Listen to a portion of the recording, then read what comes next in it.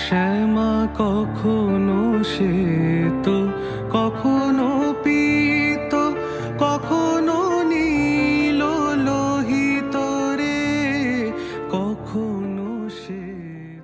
নমস্কার ও সুপ্রভাত বন্ধুগণ। দুর্গাপুজো, লক্ষ্মী পুজো, কালী পুজো, এমনকি জগদ্ধাত্রী পুজো শেষ। এবার পালা নবদ্বীপে রাস উৎসবের। ছোট বড় মিলিয়ে নবদ্বীপে প্রায় 500রও বেশি পুজো হয়ে থাকে। গোটা বাংলায় যেখানে শ্রীকৃষ্ণ বা ভগবান বিষ্ণুর মূর্তি গড়ে আরাধনা করা হয়, সেখানে নবদ্বীপের চিত্রটা একটু আলাদা। নবদ্বীপে এই রাসের সময় শাক্ত দেবদেবীর আরাধনা করা হয়। তার কারণটা আমি ভিডিওর মাধ্যমে আপনাদের জানিয়ে দেব, তার সাথে দেখিয়ে দেবো একটা রুট ম্যাপ। আশা করি ভিডিওটা আপনাদের ভালো লাগবে। যদি ভালো লাগে তাহলে অবশ্যই লাইক, কমেন্ট, শেয়ার আর সাবস্ক্রাইব করে আমাকে আশীর্বাদ অবশ্যই করতে হবে। তো চলুন রওনা দেওয়া যাক মন্দির নগরী, বাংলার অক্সফোর্ড, নবদ্বীপে।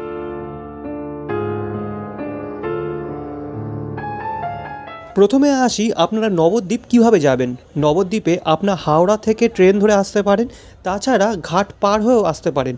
ঘাট পার হওয়ার জন্য আপনাকে শিয়ালদহ থেকে কৃষ্ণনগর সিটি লোকাল ধরে নিতে হবে। কৃষ্ণনগর এসে সেখান থেকে অটো করে যেতে হবে নবদ্বীপ ঘাট, অর্থাৎ কৃষ্ণনগরের স্বরূপগঞ্জ ঘাট। সেখান থেকে ঘাট পার হয়ে নবদ্বীপ।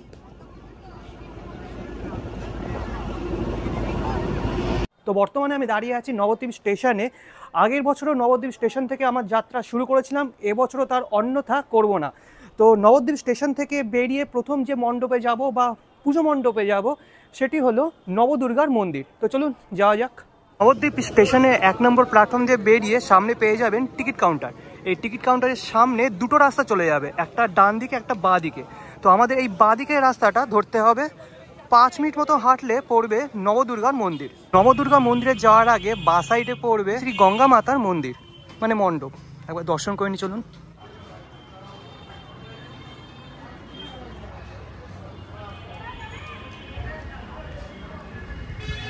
গঙ্গা মাতার এই মণ্ডপের বাঁ পাশে যে রাস্তাটা আছে, এই রাস্তাটা ধরে 2-3 পা হাঁটলেই নবদুর্গা মন্দির। আচ্ছা, সবার প্রথমে চলে এসেছি নবদুর্গা মন্দিরে। তো সামনেই দেখতে পাচ্ছেন বিশাল বড় মাতৃ প্রতিমা। আর প্রায় সমস্ত মাতৃ প্রতিমা কিন্তু এরকম একটা বেদি তৈরি করে তার উপরে তৈরি করা হয়। আর এই যে মাতৃ প্রতিমা দেখছেন, এই মাতৃ প্রতিমার একটা বড় বৈশিষ্ট্য হলো মায়ের, মানে মা দুর্গার 18খানা হাত। এ পাশে দেখতে পাচ্ছেন 9টি হাত আছে, আর এ পাশে 9টি হাত। আর নিচে যেমন থাকে মহিষাসুর, তেমনই আছে। মা নবদুর্গার পাশে এই যে জায়গাটা দেখছেন, এখানে মায়ের 9টি রূপ এরকম ব্যানারে টাঙানো থাকে। এই দেখতে পাচ্ছেন দাদারা টাঙাচ্ছে এদিকে। প্রথম রূপ দেখতে পাচ্ছেন শৈলপুত্রী, আর দ্বিতীয় রূপের নাম হলো ব্রহ্মচারিণী, তৃতীয় রূপের নাম হলো মা চন্দ্রঘণ্টা, চতুর্থ রূপের নাম হলো মা কুষ্মান্ডা। তারপর আছেন স্কন্দমাতা, ষষ্ঠ রূপ হলেন মা কাত্যায়নী, তারপরে আছেন কালরাত্রি, অষ্টম রূপ হলো মা মহাগৌরী, নবম এবং শেষ রূপ হলো মা সিদ্ধিদাত্রী।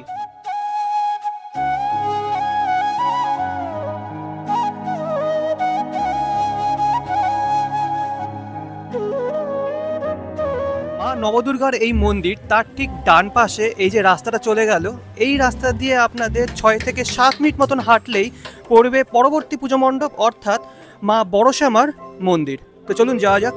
তো মাত্র 2 মিনিটের হাঁটা পথে নবদুর্গার মন্দির থেকে চলে আসলাম মেন রোডে। আর পাশেই দেখতে পাচ্ছেন বড়শ্যামা মন্দিরের, মানে বড়শ্যামা মন্দির। তো চলুন ভিতরে ঢুকে দেখে দিচ্ছি। 1718 খ্রিস্টাব্দে মা বড়শ্যামার পুজো শুরু হয়। মাতৃ প্রতিমা 29 ফুট উঁচু। প্রতিষ্ঠাতা ছিলেন শ্রী ভৃগুরাম মহাশয়ের পুত্র শ্রী গদাধর মহাশয়। প্রথমে এই পুজো পারিবারিক থাকলেও পরে এই পুজো সর্বজনীন রূপ নিয়েছে। 1984 সালে 80,000 টাকা ব্যয়ে মায়ের এই মন্দির নির্মিত হয়। শ্রী ভৃগুরামের 3 পুত্র, শ্রী গদাধর মহাশয়, শ্রী কৃষ্ণনাম ও শ্রী রামগোপাল। এই বংশের সদস্য ছাড়া বাইরের কোনো পুরোহিত দ্বারা পুজো করানোর নিয়ম নেই। তো সামনেই রয়েছে বড়শ্যামা মন্দিরের বড়শ্যামা মা। তার ঠিক পাশে এই যে লাইটের গেটটা দেখতে পাচ্ছেন, এটি হলো মেজো শ্যামা মায়ের লাইটের গেট। এখান দিয়ে আমাদের 3 থেকে 4 মিনিটের হাঁটা পথে পৌঁছে যেতে পারবো মেজো শ্যামা মায়ের কাছে। কিন্তু যাওয়ার আগে এখানে কিন্তু আরও একটা পুজো হচ্ছে সেটাও আপনাদের দেখিয়ে দিচ্ছি, চলুন। তো শ্যামা মায়ের কাছে যাওয়ার আগে পড়বে গণেশ জননীর পুজো। আর দেখতে পাচ্ছেন এখানেও যে প্রতিমা আর মহাদেবের মূর্তি আছে সেটাও কিন্তু বেশ বড়, আর পিছনে খুব সুন্দর একটা ব্যাকগ্রাউন্ড তৈরি করা হয়েছে। আপনারা একটা জিনিস খেয়াল করবেন যে এই যে প্রতিমা রয়েছে তার নিচে একটা গাড়ি মতো রয়েছে 4টে চাকা বিশিষ্ট। তো উপরে যে প্রতিমা সেটি কিন্তু ঘুরবে আড়ংয়ের সময়। তো এটি কিন্তু নবদ্বীপের প্রত্যেকটা পুজো মণ্ডপে দেখতে পারবেন যে এরকম গাড়ির উপর এই প্রতিমাগুলি রয়েছে। আগের বছর আপনাদের বলেছিলাম যে এটিকে ট্রলি বলে, বাট আপনারা বলেছিলেন যে এটাকে ট্রলি বলে না। তো আপনারা কমেন্ট করে জানান যে এই গাড়িটাকে কি বলা হয়। শ্যামা মা আর গণেশ জননীর পুজো মণ্ডপ থেকে মাত্র 3 থেকে 4 মিনিটের হাঁটা পথে চলে আসলাম মেজ শ্যামা মায়ের পুজো মণ্ডপের একদম সামনে। আর এদের যে মণ্ডপ তার আগে দেখতে পাচ্ছেন এরকম একটা লাইটের গেট করা হয়েছে, প্রতি বছরই করা হয়, আর নিচে লেখা রয়েছে মেজমা। তো চলুন মেজমাকেও দর্শন করে নিই।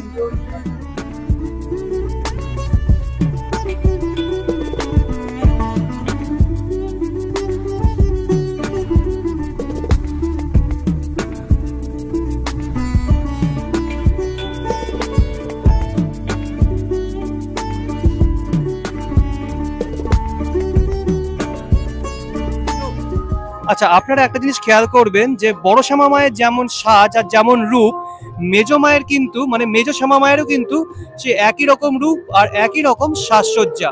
আর এই ধরনের সাজসজ্জা কিন্তু আমি অন্য কোথাও দেখিনি, একমাত্র এই নবদ্বীপ ছাড়া। শ্যামা মায়ের পুজো মণ্ডপ থেকে বেরিয়ে মণ্ডপের বাঁদিকে এই যে রাস্তাটা চলে গেল, এই রাস্তা ধরে 5 মিনিট মতো হাঁটলে পড়বে ছোট শ্যামা মায়ের পুজো মণ্ডপ। ছোট শ্যামা মাকে দর্শন করে 3 থেকে 4 পা আসার পর সামনের দিকে এরকম দুটো রাস্তা পড়বে, একটা পড়বে ডান দিকে চলে গেল, একটা বাঁ দিকে চলে গেল। বাঁ দিকের রাস্তাটা ধরতে হবে, কিন্তু তার আগে এই মোড়ে আরও একটা প্রতিমা পড়ে যার নাম হলো শ্রী শ্রী ভারত মাতার পূজা।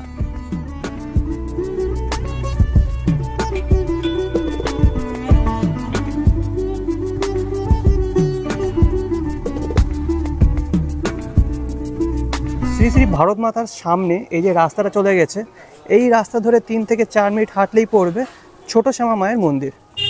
তো আমি একটু বেশি সময় বলেছি, ভারত মাতার পুজো মণ্ডপ থেকে ছোট শ্যামা মায়ের মন্দির প্রায় কাছে, মানে 2 থেকে 3 পা মতো হাঁটলেই এই ছোট শ্যামা মায়ের মন্দিরটা পড়বে। তো ছোট শ্যামা মা, আর তার পাশে এখানে একটা ব্যানার আছে, লেখা আছে 170তম বর্ষ। তাহলে বুঝতেই পারছেন যে কত প্রাচীন এই পুজো। শ্যামা মা কি আমার কালো রে, শ্যামা মা কি আমার কালো। আপনারা একটা জিনিস খেয়াল করবেন যে বড় শ্যামা, মেজ শ্যামা আর ছোট শ্যামার যে রূপ আর যে সাজসজ্জা সেটি কিন্তু একদমই একরকম, ঠিক আছে। তো এবার আসি এই ছোট মায়ের সামনে, মানে ছোট শ্যামা মায়ের পাশে এই যে মন্দিরটা আছে, এই মন্দিরের নাম হলো শ্রী শ্রী মহাপ্রভুর বিশ্রামস্থলী মন্দির। তো জানা যায় যে মহাপ্রভু যখন এই রাস্তা দিয়ে গিয়েছিলেন তখন এই মন্দিরে বা এই স্থানে এসে বিশ্রাম নিয়েছিলেন, সেই জন্য এই মন্দিরের নাম শ্রী শ্রী মহাপ্রভুর বিশ্রামস্থলী মন্দির। আচ্ছা, এই হলো ছোট শ্যামা মা। ছোট শ্যামা মায়ের সামনে এই যে রাস্তাটা দেখছেন, এই রাস্তা ধরে বাঁ দিকে যদি যান তাহলে পড়বে সেজ শ্যামা মা। তো চলুন যাওয়া যাক। যাওয়ার পথেই বাঁ দিকে একটা গেট পড়বে, এই যে বিশাল বড় একটা গেট, এটি হলো সেজ শ্যামা মায়ের গেট। কিন্তু আমি আপনাদের সাজেস্ট করব এই গলি দিয়ে না ঢুকে সামনের গলি দিয়ে ঢুকুন, কারণ এই গলি দিয়ে ঢুকলে আপনাদের অনেকটা ঘুরতে হবে। এই সোজা চলে যাবো আমি বাঁদিকে না ঢুকে। এই যে গেটটা দেখালাম, গেটটা পেরিয়ে দুপা আসলে সামনে পড়বে একটা অপরূপ সুন্দর মূর্তি। ইনি হলেন শ্রী শ্রী হরগৌরী মাতা।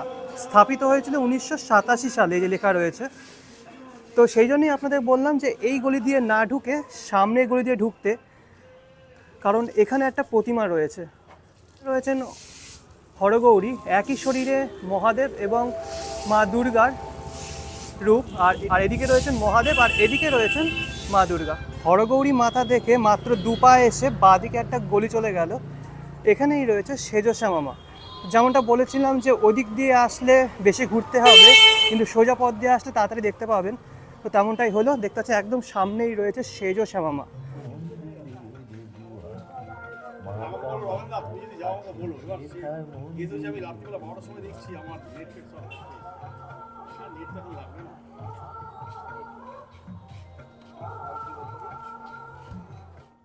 বড় শ্যামা, ছোট শ্যামা এবং মেজ শ্যামা মায়ের যে সাজসজ্জা সেটি কিন্তু একদমই এক, কিন্তু সেজ শ্যামা মায়ের যে সাজসজ্জা সেটি দেখলাম একটু রঙিন টাইপের।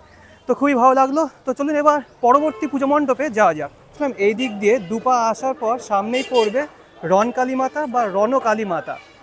এই যে মাতৃ প্রতিমা দেখছেন এটি কিন্তু আকারে বেশ উঁচু, ঠিক আছে। আর এদিকে তাদের ব্যানার বা একটা বোর্ড রয়েছে যেখানে লেখা রয়েছে স্থাপিত 1352 সন বাংলায়, আর পরিচালনায় মাতৃসংঘ ক্লাব, আর নিচে লেখা রয়েছে রুদ্রেশ্বর শিব। তো একবার কাছ থেকে দেখানোর চেষ্টা করব আপনাদের। মায়ের গাত্রবর্ণ দেখতে পাচ্ছেন পুরো ঘন নীল বর্ণের, ঠিক আছে। আর মায়ের পদতলে শায়িত আছেন শ্বেত বর্ণের মহাদেব। আর মহাদেবের চোখটা দেখুন কি সুন্দর করে এঁকেছেন প্রতিমা শিল্পী। তো যেমনটা বলছিলাম এটি কিন্তু নবদ্বীপের অন্যতম আর উচ্চতম মাতৃ প্রতিমা। মায়ের যে হাইট সেটি কিন্তু প্রায় 12 থেকে 13 ফুট মতো হবে।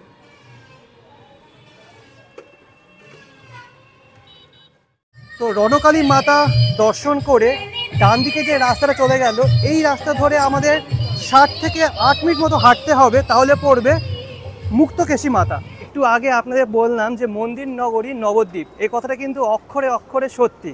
কারণ একটুখানি পথ যাচ্ছি আর সামনেই রয়েছে একটা করে মন্দির। আর যেমন তেমন মন্দির না, বিশাল বড় মন্দির। যেমন এই দেখুন সামনেই রয়েছে একটা মন্দির, যে বিশাল বড় বড় মন্দির। তো এই মন্দির নিয়ে মানে নবদ্বীপের মন্দির নিয়ে একটা আলাদা সিরিজ শুরু করব খুব তাড়াতাড়ি, এই রাস চলে যাওয়ার পরে। মহানির্বাণ মঠ কলকাতাতেও কিন্তু একটা আছে, আমি দেখিয়েছি।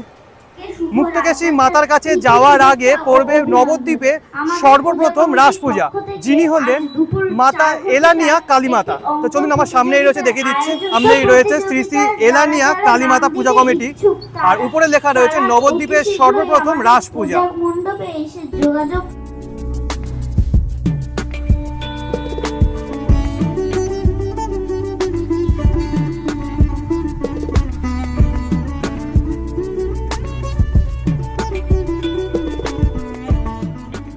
এলানিয়া কালীমাতা দেখার পর দুপা আসলে পড়বে নবদ্বীপ বালিকা বিদ্যালয়। তার ঠিক সামনে উল্টো দিকে একটা রাস্তা চলে গেল, সেই রাস্তাতে মাত্র 2 থেকে 3 মিনিট হাঁটলে পড়বে মাতা মুক্তকেশী মন্দির। আচ্ছা, আপনারা একটা জিনিস খেয়াল করবেন যে রাস উৎসবের সময় বাংলার বিভিন্ন প্রান্তে যেখানে শ্রীকৃষ্ণ বা ভগবান বিষ্ণুর মূর্তি বানিয়ে পুজো করা হয়, সেখানে নবদ্বীপে বেশিরভাগ জায়গায় কিন্তু মায়ের বিভিন্ন রূপের মূর্তি বানিয়ে আরাধনা করা হচ্ছে। তো এর পিছনে কিন্তু একটা কাহিনী আছে একটা ইতিহাস। তো ব্যাপারটা হলো, শ্রী চৈতন্য মহাপ্রভু যখন বৈষ্ণব ধর্ম প্রচার করতে থাকলেন, তখন শাক্ত ধর্ম কিছুটা প্রভাব কমতে থাকে। তখন শাক্ত ধর্মের যারা অনুসারীরা ছিলেন তারা মহারাজা কৃষ্ণচন্দ্রের শরণাপন্ন হন, এবং মহারাজা কৃষ্ণচন্দ্র সমস্ত পূজারী বা পণ্ডিত মশাইদের সাথে পরামর্শ নিয়ে ঠিক করেন যে রাস উৎসবের সময় বাংলার মানে নবদ্বীপের ঘরে ঘরে শাক্ত দেবদেবীর পুজো করা হোক। তো আমি কিন্তু এখানকার এক পণ্ডিত মশাইয়ের কাছ থেকে এটা জানতে পেরেছি। ক্যামেরায় এসে বলতে চাইছিলেন না, তাই তার কাছ থেকে শুনে আপনাদেরকে জানালাম। তো আপনারা যারা এই ঘটনাটা শুনলেন অবশ্যই কমেন্ট বক্সে কমেন্ট করে জানাবেন যে এটি আসল ঘটনা কিনা বা অন্য কোনো মতামত আছে কিনা। তো বলতে বলতে চলে এসেছি মাতা মুক্তকেশীর সামনে। এখানেই আছে মাতা মুক্তকেশী। এখানে যে প্রতিষ্ঠার সাল সেটি কিন্তু লেখা রয়েছে 1292 বঙ্গাব্দ, তাহলে বুঝতেই পারছেন কত প্রাচীন। তো নবদ্বীপে কিন্তু এরকম বেশিরভাগ পুজোই এরকম 100 বা 200 বা তারও বেশি সময় ধরে হয়ে আসছে। আর সামনেই রয়েছে মাতা মুক্তকেশী। মায়ের গাত্রবর্ণ কিন্তু ঘন নীল বর্ণের।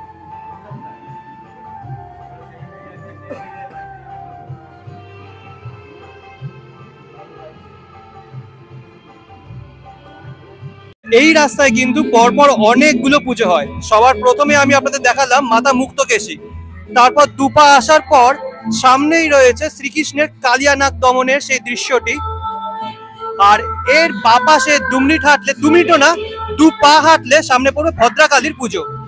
তো এখানে দেখতে পাচ্ছেন যে পৌরাণিক কাহিনী যেখানে শ্রীকৃষ্ণ কালিয়ানাগ দমন করেছিলেন সেই দৃশ্যটি ফুটিয়ে তোলা হয়েছে। আর একদম উপর দিকে রয়েছেন ব্রহ্মা, বিষ্ণু ও মহেশ্বর ত্রিদেব।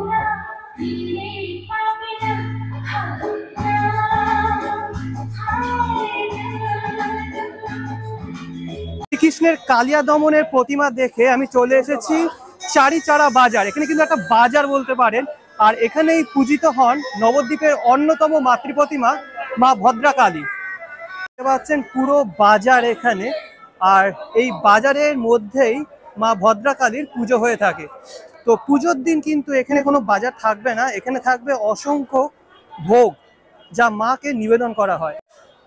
আর সামনেই রয়েছে দেখতে পাচ্ছেন বিশাল বড় বিশাল উঁচু মাতৃ প্রতিমা।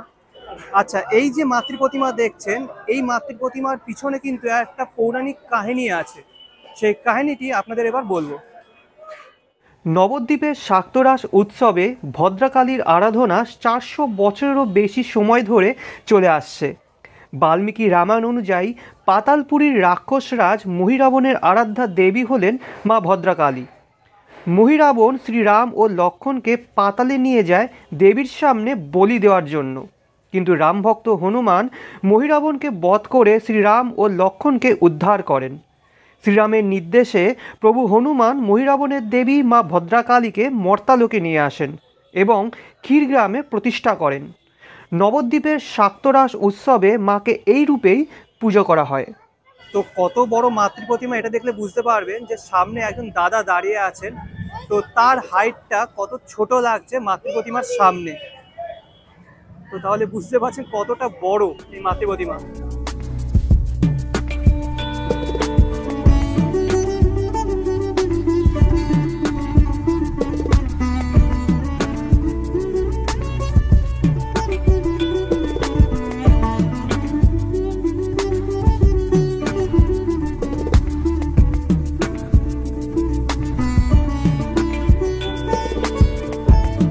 মা ভদ্রাকালী তার পিছনে একটা চৌরাস্তা মতো পড়বে, একটা চলে গেল সোজা এই রাস্তা, একটা বাঁদিকে একটা ডান দিকে। তো সোজা যে রাস্তাটা আছে এদিকে গেলে পড়বে দেবী গোষ্ঠ মাতা, আর বাঁদিকে এই যে রাস্তাটা রয়েছে এই রাস্তাটা সোজা চলে গেলে পড়বে শবসীমা মাতা। দেবী ভদ্রাকালীকে দর্শন করে মাত্র দুপা এগোলেই সামনে পড়বে শ্রী শ্রী দেবী গোষ্ঠ মাতার মন্দির। আর এখানে অসংখ্য দেবদেবী আছেন, আর মাতৃ প্রতিমা কিন্তু অপূর্ব। তো সামনে রয়েছেন দেবী গোষ্ঠ মাতা, আর তার কোলে আছেন গোপাল ঠাকুর। তো এই ধরনের প্রতিমা কিন্তু আপনি শুধুমাত্র নবদ্বীপেই দেখতে পারবেন আর নবদ্বীপেই খুঁজে পাবেন। তো দেবীর এক পাশে আছেন মা লক্ষ্মী, আরেক পাশে আছেন মা সরস্বতী, আর দেবীর নিচের দিকে আছেন ত্রিদেব অর্থাৎ ব্রহ্মা বিষ্ণু মহেশ্বর। শুধু তাই নয়, একদম এই সাইডে রয়েছেন ধর্মরাজ। নিচে কিন্তু অসংখ্য রকম গোপালের বিগ্রহ আছে, আর এদিকে রয়েছে বলরাম। তো সামনে গেটটা রয়েছে বলে ভালো করে দেখাতে পারছি না।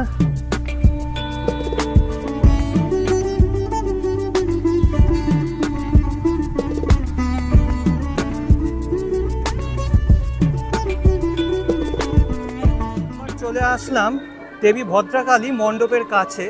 ল্যান্ডমার্ক হিসেবে আপনি এই মিষ্টির দোকান অর্থাৎ বালকনাথ সুইটস এটি চিহ্নিত করতে পারেন। এই বালকনাথ সুইটস দোকানের বাঁদিকে সোজা 10 মিনিট মতো হাঁটতে হবে।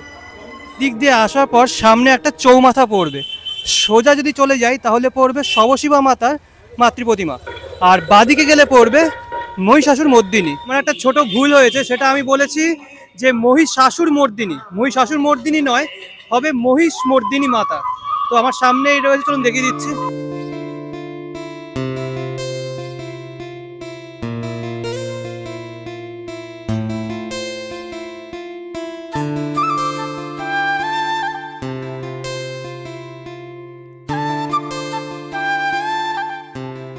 সামনেই রয়েছে মাতৃ প্রতিমা, আর মাতৃ প্রতিমা কিন্তু বেশ উঁচু, ঠিক আছে। প্রায় বেদি যদি ছেড়ে দিই আমি, তাও প্রায় একতলা সমান তো উঁচু হবে, 1 থেকে 1.5 তলা মতো উঁচু হবে। আর মায়ের যে গাত্রবর্ণ সেটি ঘন হলুদ বর্ণের, আর মায়ের দুপাশে আছেন জয়া ও বিজয়া। মাতৃ প্রতিমার নিচে একটা ব্যানার আছে, আর এখানে লেখা আছে প্রাচীনতম প্রতিমা শ্রী শ্রী মহিষমর্দিনী মাতা। তো তো মা মহিষমর্দিনীকে দর্শন করে মণ্ডপের ডান দিকে এই যে রাস্তাটা চলে গেল, এই রাস্তা ধরে 10 মিনিট মতন হাঁটলে পড়বে শবশিবা মাতা। মাতা মহিষমর্দিনীর ঠিক পাশেই আছে শ্রী শ্রী গঙ্গা মাতার এই মাতৃ প্রতিমা। আর এই যে মাতৃ প্রতিমা দেখছেন, এটি কিন্তু একেবারে অনবদ্য, বেশ উঁচু, যেমনটা প্রত্যেকটা মাতৃ প্রতিমা রয়েছে। আর একদম উপর দিকে দেখতে পাচ্ছেন রয়েছে গঙ্গা মাতা। আর গঙ্গা মাতার চারিদিকে এরকম গোল মতন একটা স্ট্রাকচার রয়েছে, আর দেখতে দারুণ লাগছে। আর একদিকে আছেন ব্রহ্মা, আরেকদিকে আছেন বিষ্ণু, আর নিচে রয়েছেন মহাদেব।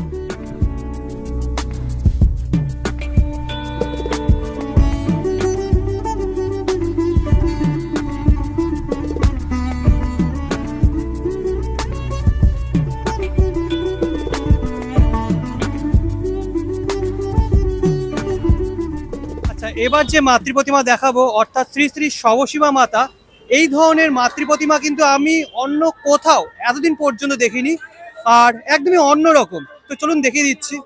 তো বর্তমানে দাঁড়িয়ে আছি শ্রী শ্রী শবশিবা মাতা মাতৃ প্রতিমার একদম সামনে। আর দেখতে পাচ্ছেন মাতৃ প্রতিমা কিন্তু বেশ বড়, আর যে মাতৃ প্রতিমা আছে এটি কিন্তু একদমই অন্যরকম। তো চলুন কাছ থেকে দেখিয়ে দিচ্ছি। লোকমতে নিজের জড়বৎ শিব, তার উপর মহাকালের সাথে বিপরীত রতিক্রিয়ায় মগ্ন কালিকা। কালিকা পুরাণ মতে প্রেতবৎ শিবের সাথে দেবীর সঙ্গম এই মূর্তি। কালো রূপে দিগম্বরী, কালো রূপে দিগম্বরী, হৃদি পদ্ম করে মোরালো রে। শবশিবা মাতাকে দর্শন করা হয়ে গেছে, এবার যাব নবদ্বীপের পোড়ামাতলা। আর আরও একটা কথা জানিয়ে রাখি, শ্রী শ্রী শবশিবা মাতার এই পুজো মণ্ডপ থেকে পোড়ামাতলা কিন্তু অনেকটা দূর, আপনারা একটা টোটো ধরে নেবেন। আচ্ছা, এদিকে সোজা চলে গেলে পোড়ামাতলা। আর এই যে রাস্তাটা দেখছেন, এই রাস্তা দিয়েই কিন্তু শোভাযাত্রা বা আড়ং সব কিছু যায়। আর এখানে দেখতে পাচ্ছেন পৌরসভার তরফ থেকে একটা স্থায়ী মঞ্চ করা হয়েছে, স্থায়ী মঞ্চ না, মানে একটা টেম্পোরারি মঞ্চ করা হয়েছে। এখানে সমস্ত ক্যামেরা ট্যামেরা থাকে। এই মঞ্চের ঠিক উল্টো দিকে নবদ্বীপের আরেক প্রাচীন ঐতিহাসিক পুজো হয়ে থাকে, যেটি হলো শ্রী শ্রী ডুমুরেশ্বরী মাতা পুজো আছে। আর ব্যানারে প্রতিষ্ঠা সালটা লেখা আছে 1872। মায়ের বাহন দেখতে পাচ্ছেন সিংহ, সেটি কিন্তু ঘটক আকৃতি।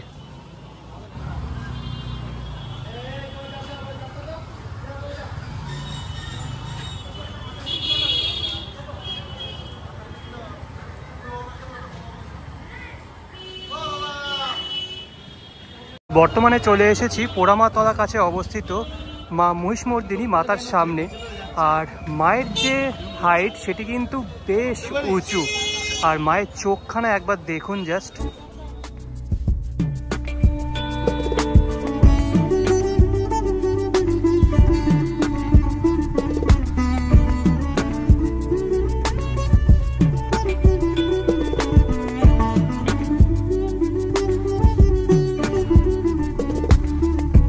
এবার যাব আমার লিস্টে থাকা অন্তিম মাতৃ প্রতিমার কাছে, যিনি হলেন নবদ্বীপের রানীমা অর্থাৎ গৌরাঙ্গিনী মাতা। তো এখন আমি দাঁড়িয়ে আছি নবদ্বীপের রানীমার একদম সামনে, অর্থাৎ গৌরাঙ্গিনী মাতার একদম সামনে। আর মায়ের মুখ দেখতে পাচ্ছেন এক কথায় কি মিষ্টি। আর মা কিন্তু এখানে ডাকের সাজে সজ্জিত, আর যে সাজসজ্জাটা আছে সেটি কিন্তু এক কথায় অনবদ্য, পুরো সাদা রঙের। আর মায়ের পিছনে বিশাল বড় একটা চালচিত্র রয়েছে। মায়ের এক পাশে খুব সম্ভবত মা সরস্বতী, আরেক পাশে মা লক্ষ্মী। আর এখানে আরো একটা বিষয় লক্ষ্য করার মতো, সেটা হলো মায়ের নিচে দুটো সিংহ আছে। সব থেকে বড় বিষয় যেটি দেখবেন, যে মায়ের যে মাতৃ প্রতিমা তার নিচে কিন্তু কোনো গাড়ি নেই, মানে যে চারটে চাকাওয়ালা যে গাড়ি দেখাচ্ছে এতক্ষণ পর্যন্ত সেটি নেই। কারণ বিসর্জনের সময় 108টি বেয়ারা কাঁধে নিয়ে বিসর্জন দেন সাঙে করে। তো গৌরাঙ্গিনী মাতাকে কিন্তু সাঙে করে বিসর্জন দেওয়া হয়, মানে নিয়ে যাওয়া হয়।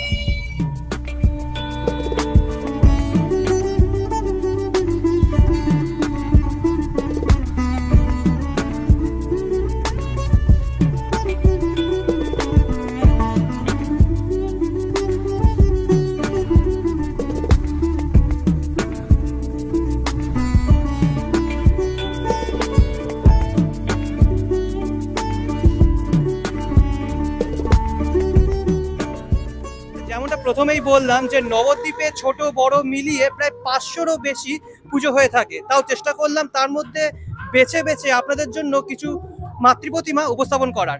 আর যেসব মাতৃপ্রতিমা দেখালাম তার মাঝে মাঝেও কিন্তু অনেক মাতৃপ্রতিমা আছে। তো আপনারা আসলে কোনো অসুবিধা হবে না, এখানকার মানুষজন খুবই ভালো। কোনো লোকেশন জিজ্ঞাসা করলে তারা অবশ্যই খুব ভালো করে বলে দেবে। আর তাছাড়া তো আমি রুট ম্যাপ দেখিয়ে দিলাম। ভিডিওটা কেমন লাগলো অবশ্যই কমেন্ট করে জানাবেন। যদি ভালো লেগে থাকে তাহলে লাইক, কমেন্ট, শেয়ার আর সাবস্ক্রাইব করে আমাকে আশীর্বাদ অবশ্যই করতে হবে। নেক্সট ভিডিও খুব তাড়াতাড়ি আসছে। আনটিল দেন ভালো থাকবেন, সুস্থ থাকবেন। আজকের জন্য বিদায়।